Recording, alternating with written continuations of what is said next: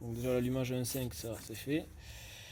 Ce que je vais faire avant de démonter le moteur, c'est que je veux tester l'allumage MVT, ça je veux voir ce que ça fait, depuis le temps que je l'ai là. Je suis bien curieux de voir avant, après, voir qu'est-ce que ça peut apporter. Du coup, qu'est-ce qu'on a? Alors là, on a la bobine haute tension, sacré morceau quand même, elle est costaud. J'espère que celle-là va passer sous les carters. Ensuite, le CDI, la visserie et le rotor et stator. Donc là, ouais, voilà, il y a la platine à fixer sur le carter. Le rotor interne qui est bien aimanté. Voilà. Petit rotor interne noir. Avec le petit repère en rouge. Et là, il y a deux repères. Avec le sens de rotation. Donc, nous, ça va être celui-là qui va nous intéresser. Donc, il faudra faire coïncider ce repère rouge avec ce trait. Et la notice. Pour ceux que ça intéresse. Ceux qui veulent la notice, ceux qui l'ont pas.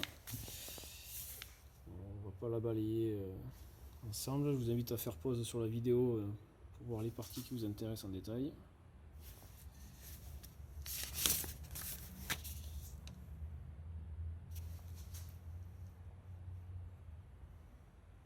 Ah tiens, avant la pause, votre allumage premium. Démontez la bougie. Si elle est de couleur noire, il faut l'augmenter de 5 points, le gicleur. Si la bougie de couleur chocolat ou grise, de 10 points ou 15 points. Ce qu'on me dit dans les commentaires, attention à la carburation quand on monte le MVT. Il faut mieux être beaucoup plus riche que pauvre. On va faire des trous dans les pistons. Et le schéma électrique.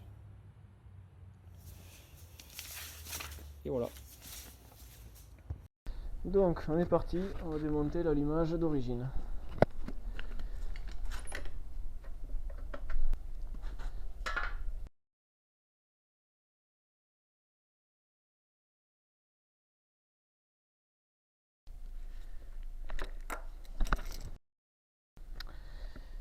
Faut que je me trouve une sangle à filtre plutôt que mettre un bloc piston à chaque fois, j'aime pas.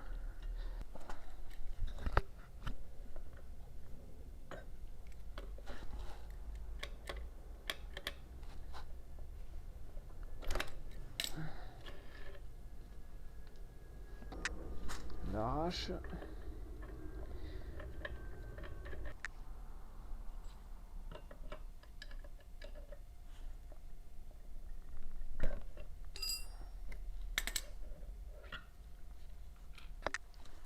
On va se donner plus de place, on enlève le filtre.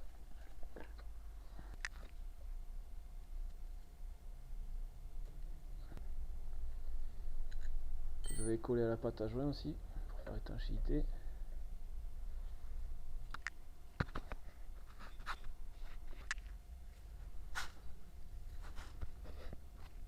On a le choix, soit avec les deux vis là pour aller là, comme ça, vers le bas ou vers le haut.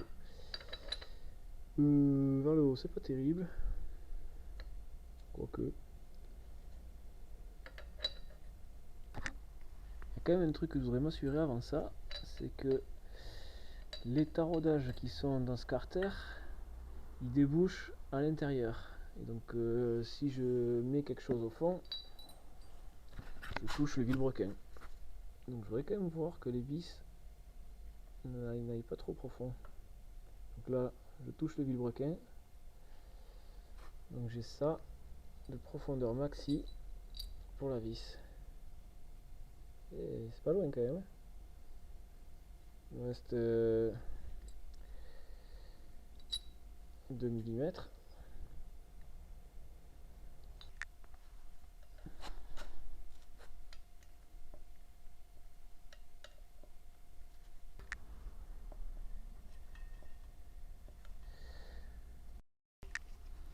Démonter l'ancien CDI. Fameux vari.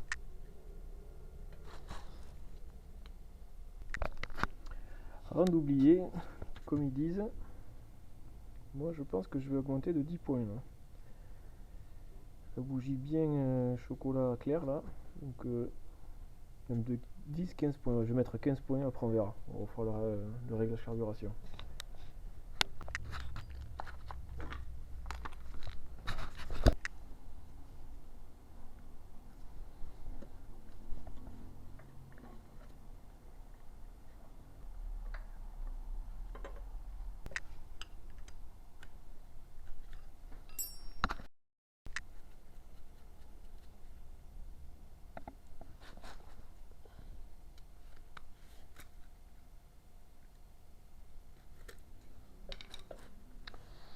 Donc 95, on va passer sur du 110 du coup.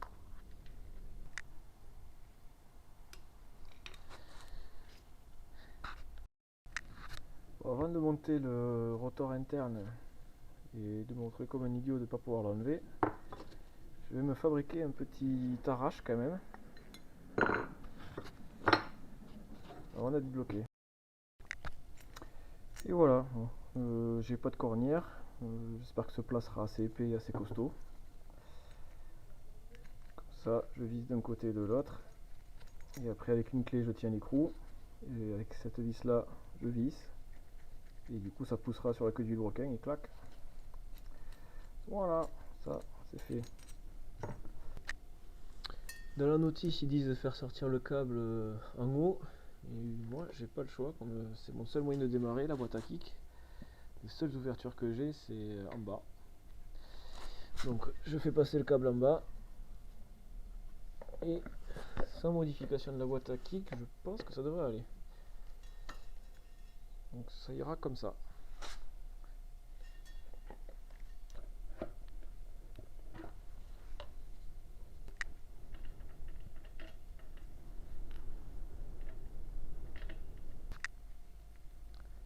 Donc 0,2 et ok, piston et 0,4. On va bien essuyer la portée du vilebrequin et de l'allumage parce que le rotor il passe vraiment très près de la partie orange et s'il y a un moindre copeau ça va usiner. Et comme c'est magnétique, ça attire toutes les bavures, tous les copeaux qu'il y a dans mon garage.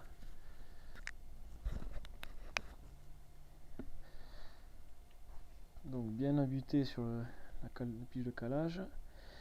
Le moteur tourne dans le sens des aiguilles d'une montre, donc je mets le repère à ce niveau là.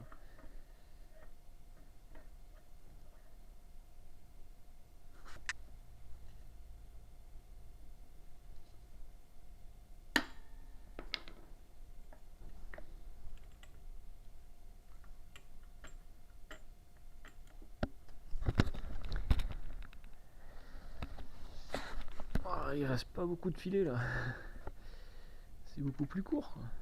Je vais pas pouvoir visser ça au fond. Ah ouais, j'arrive en bout de filet de vilebrequin et j'ai pas commencé à toucher le rotor interne. Quand même c'est fort ça quoi. Si on n'y fait pas attention,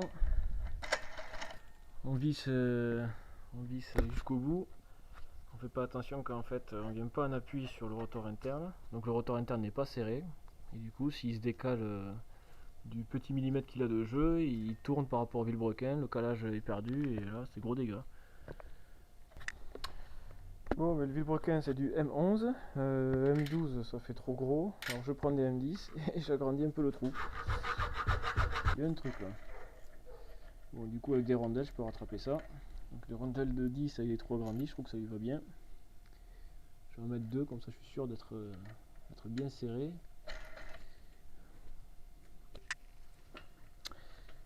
Rebloc piston.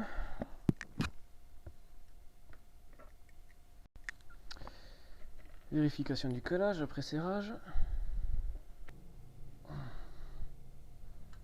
Là, ok. Capuchon. Là. Bon, maintenant où le mettre ce truc là? Bon, le CDI on va le mettre là, tac. Voilà, là, provisoirement il aura bien ici. Il ne va pas se barrer tout ça. Alors les câbles, on est où? Donc la notice dit vert et jaune à la masse. Ça, bon voilà, je vais redémonter, je vais mettre la masse ici. Vert et jaune, donc lui il ira la masse ici. Ensuite, le noir et rouge, il va avec le noir et rouge du CDI. Là.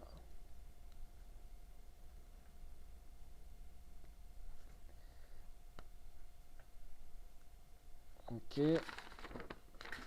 Ensuite, le blanc et le jaune sur un régulateur pour la lumière et la pompe à eau. Donc ça, le blanc et jaune, je m'en sers pas aujourd'hui. On va pas brancher l'éclairage. Donc du coup, le rotor, lui, il est branché. Donc le CDI, le diagramme qu'ils appellent. Le fil orange, il va sur la bobine. Donc ici. Voilà, et après le fil blanc il va à la masse via l'interrupteur. Donc ça va être l'interrupteur pour couper le moteur, pour l'éteindre.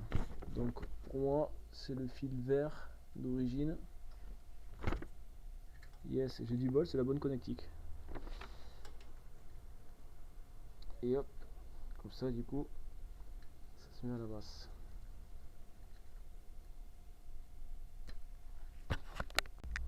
Bon, j'ai remonté la boîte à kick, j'ai fait le passage de câble à peu près. Bon, câblage ok, fixé qu'un petit rap là. On vérifie que ça oscille bien sans problème.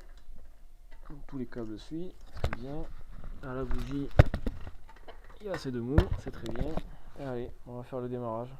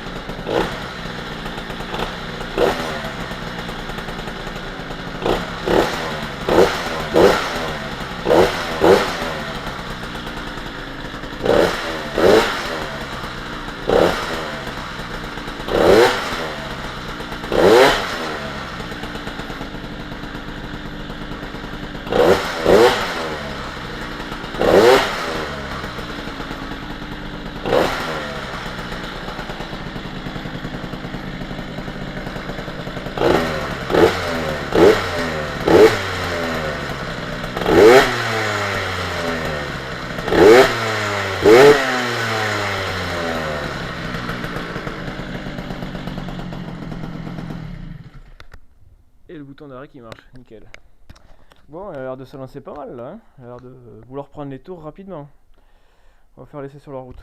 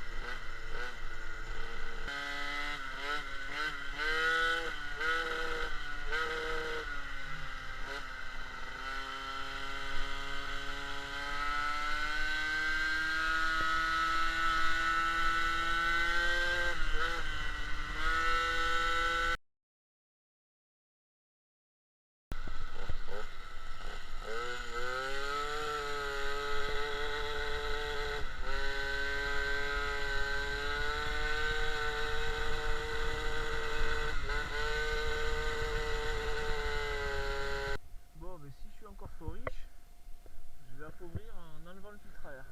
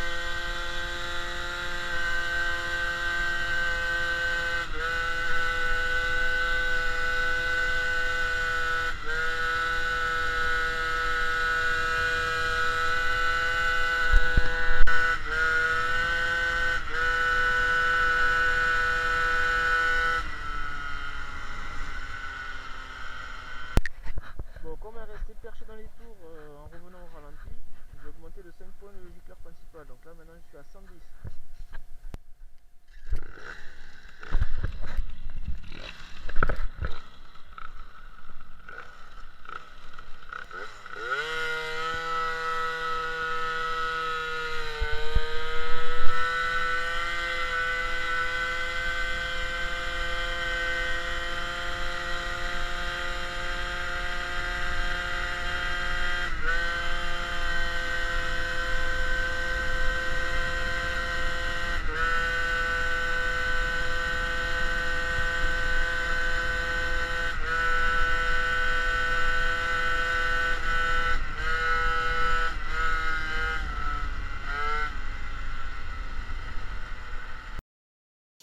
Bon, de retour des essais. Donc, dernier essai c'était gicleur principal 110 et avec la tulipe.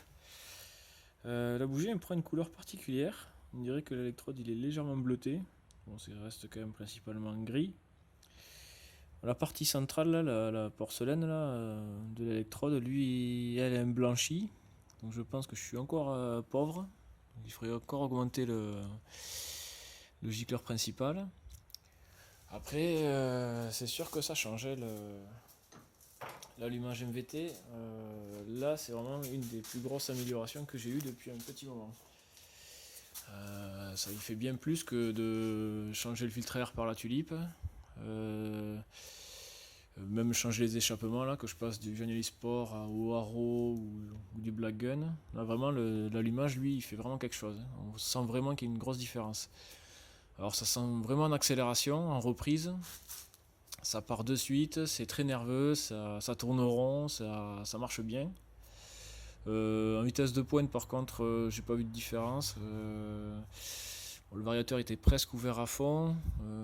Dans les vidéos on voit que dans un sens je suis à 75 km/h et dans l'autre j'arrive à 81. Ça dépend si j'ai le vent dans le dos ou pas. Après j'ai pas trop insisté donc je sais pas combien peut prendre vraiment à fond et j'étais pas couché non plus dessus donc j'en sais rien. Bon, c'est à peu près la même position que j'avais dans les autres configurations, donc au niveau vitesse de pointe c'est pas plus pas moins. Par contre en accélération c'est bien plus fort, ça tourne mieux, ça accélère vraiment bien là. Il y a vraiment une différence. La transmission elle est longue donc je vais passer sur du 56. Il faut que je me trouve une chaîne parce que le variateur il n'arrive pas à se fermer. Et ensuite, on verra. Oui, la pompe à eau par contre, toujours pareil. En fin de vidéo, on se rend compte que le moteur il est essoufflé, il a du mal à repartir, comparé à la début de vidéo où il est très très nerveux. Allez, à plus!